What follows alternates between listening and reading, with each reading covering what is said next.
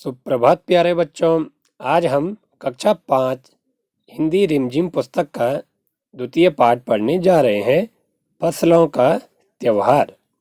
फसलों अर्थात जो ऐसे त्योहार जो हमारी फसलों पर आधारित होते हैं। आइए हम पढ़ते हैं भारत की फसलों के त्योहार में क्या क्या है। सारा दिन बोरसी के आगे बैठकर हाथ तापते हुए गुजर जाता। कहाँ तो खिचड़ी के समय धूप में गर्माहट की शुरुआत होनी चाहिए और हम यहाँ सूरज के इंतजार में आस लगाए बैठे हुए हैं। पूरे 10 दिन हो गए सूरज लापता है अर्थात गायब है। ये किस पर? बोरसी अगेठी पर हाथ सेक रहे हैं। आज सुबह तो रजाई से निकलने की हिम्मत नहीं हो रही थी। बाहर देखने से तो समय का अंदाजा बिल्कुल नहीं हो रहा, लेकिन घर में हो रही चहल पहल अब पता चल रही है। रह रह कर कानों में कभी चांपाकल के चलने और पानी गिरने की आवाज तो कभी किसी के हाँक लगाने की आवाज आ रही थी।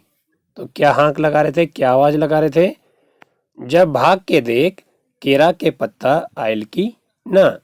ये भोजपुरी या बिहारी भाषा में कहा गया। तो इसका अर्थ है जब भाग के देख केले के पत्ते आए कि नहीं। आज ई लोग के उठे के नहीं कि का। बोल जल्दी तैयार हो खश। आज ये लोग उठेंगे नहीं क्या? बोलो जल्दी तैयार हो जाओ। अब तो उठने में ही भलाई है। नहा धोकर हम सभी एक कमरे में इकट्ठे हुए। दादा और चाचा ने क्या सफेद चकाचक मान लगी धोती और कुर्ता पहना है। खिचड़ी में ऐसन ठाड हम पहले कब्बो ना देखे। नी सारा देह कनकना देता। अब यह कह रहे हैं बोले खिचड़ी में, खिचड़ी अर्थात मकर संक्रांति। मकर संक्रांति में हम क्या करते हैं? खिचड़ी बनाते। तो उसको मकर संक्रांति के लिए क्या कहा गया है? खिचड़ी। ऐसी ठंड पहले हमने कभी नहीं देखी। पूरा देह अर्थात सारी शरीर क्या है? कनकना कंपन हो रहा है, पूरा शरीर कांप रहा है। पापा ने कहा। शायद आज धोती में उन्हें ठंड कुछ ज्यादा लग रही है। सामने मचिया पर खादी की सफेद साड़ी पहने हुए दादी बैठी थी। मचिया खाट पर। आज दादी ने अपने बाल धोए हैं, जो सफेद सेमल की रुई जैसे हल्के फुल्के बाल। गौर से देखने पर भी एक काला बाल नजर नहीं आता। सभी बाल क्या है? एकदम सफेद। बिल्कुल धुली धुली सी लग रही हैं दादी। उनके सामने केले के कुछ पत्ते कतार में रखे हैं। कतार अर्थात पंक्ति में रखे हुए हैं, जिस पर तिल, मिठा अर्थात गुड़, चावल आदि के छोटे छोटे ढेर पड़े हुए हैं। हमें बारी बारी से उन सभी चीजों को छूने और प्रणाम करने के लिए कहा गया। जब सबने ऐसा कर लिया तो उन सभी चीजों को एक जगह इकट्ठा करके दान दे दिया गया। आज तो अप्पी दीदिया बुरी फंसी। उन्हें ना तो चूड़ा दही पसंद है और ना ही खिचड़ी। पर आज तो फरमाइशी नाश्ता नहीं चलेगा। फरमाइशी अर्थ है जैसे हम कहते हैं ना, मम्मी मुझे परांठा पसंद है, कोई कहता है मम्मी मुझे मैगी पसंद है। तो ऐसा फरमाइशी नाश्ता बोला आज नहीं चलेगा। आज सभी को क्या चूड़ा दही या फिर खिचड़ी ही खानी पड़ेगी। उन्हें दोनों ही चीजें खानी पड़ेंगी। आज खिचड़ी जो है, आज क्या है? खिचड़ी अर्थात मकर संक्रांति। खिचड़ी खाने के बाद सभी ने गया से आए तिल, गुड़ और चीनी के बिस्कुट को बड़े चाव से खाया। खाते खाते मैं सोच रही थी कि कितनी अलग है ना यह खिचड़ी जो अभी हम मना रहे हैं। स्कूल में हम जो खिचड़ी मनाते थे उसकी अलग ही मस्ती हुआ करती थी। छुट्टी का दिन नाव में बैठकर गंगा नदी की सैर और फिर टापू पर बालों में दौड़ते हुए पतंग उड़ाना और उड़ाने की कोशिश करना। तो छुट्टियों के टाइम पहले वो कैसे ही होती थी? बोला छुट्टी का दिन होता था और मस्ती करते थे और फिर नाव पर बैठ के गंगा के किनारे जाना और बालू अर्थात रेत पर वहाँ पे नाव उड़ाना है, नाव उड़ाने की कोशिश, पतंग उड़ाना या पतंग उड़ाने की कोशिश करना। कितना मजा आता था।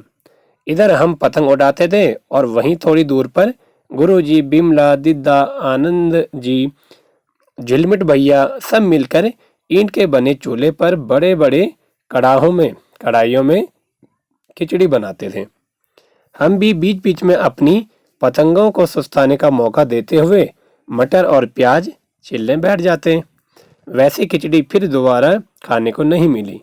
वाकई ढंग कैसा भी हो, पर यह है खुशियों का त्योहार। यह जो मकर संक्रांति है, जो जैसे भी बोला मनाया जाता है, अलग अलग तरीके से अलग अलग जगह यह मनाया जाता है, पर यह है कैसा, खुशियों का त्योहार।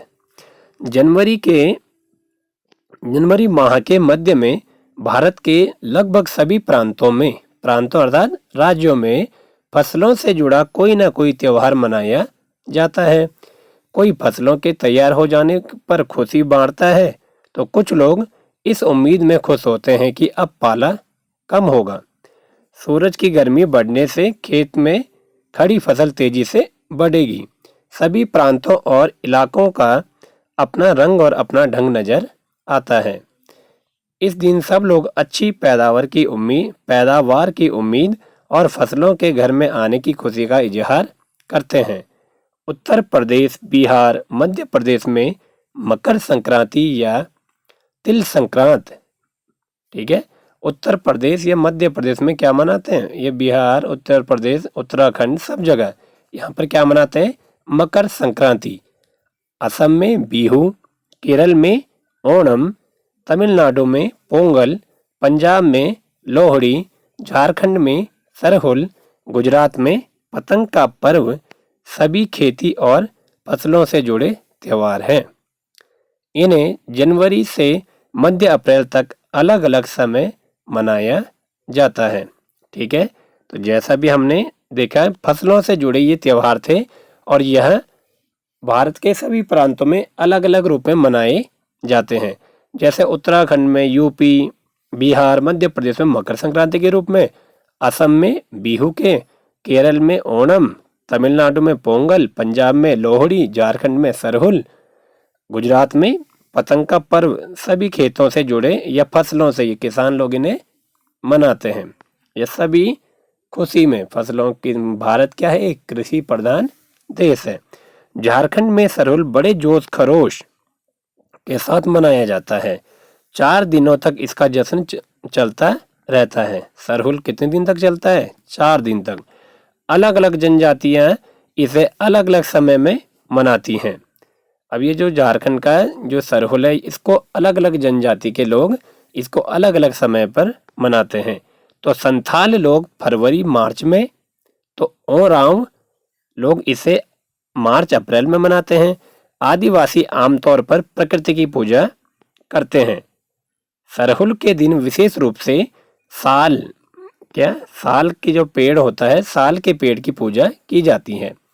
यही समय है जब साल के पेड़ में फूल आने लगते हैं और मौसम खुशनुमा हो जाता है।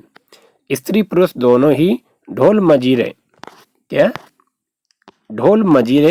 देखो, ये ढोल मजीरे लेकर रात भर नाचते गाते हैं और चारों ओर फैली हुई छोटी छोटी घाटियां, लंबे लंबे साल के वृक्षों का जंगल और वहीं आसपास बसे छोटे छोटे गांव, लिपे पुते करीने से बुहारे और सजाए गए अपने अपने घरों के सामने लोग एक पंक्ति में कमर में बाहें डालकर नृत्य करते हैं। कौन से पर्व में? सरहुल पर्व में।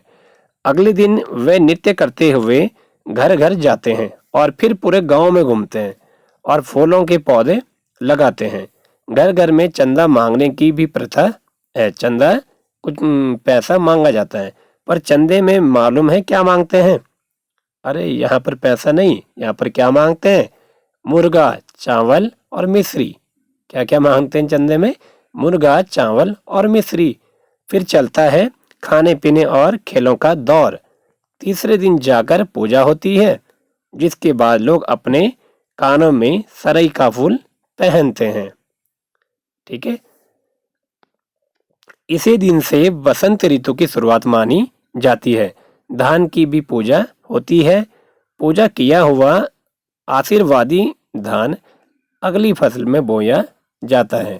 ठीक है, तो आज हम इसको यहीं रखेंगे। अगले पार्ट में हम पढ़ेंगे तमिलनाडु से संबंधित। तो आइए इससे जुड़े कुछ प्रश्न हम करेंगे।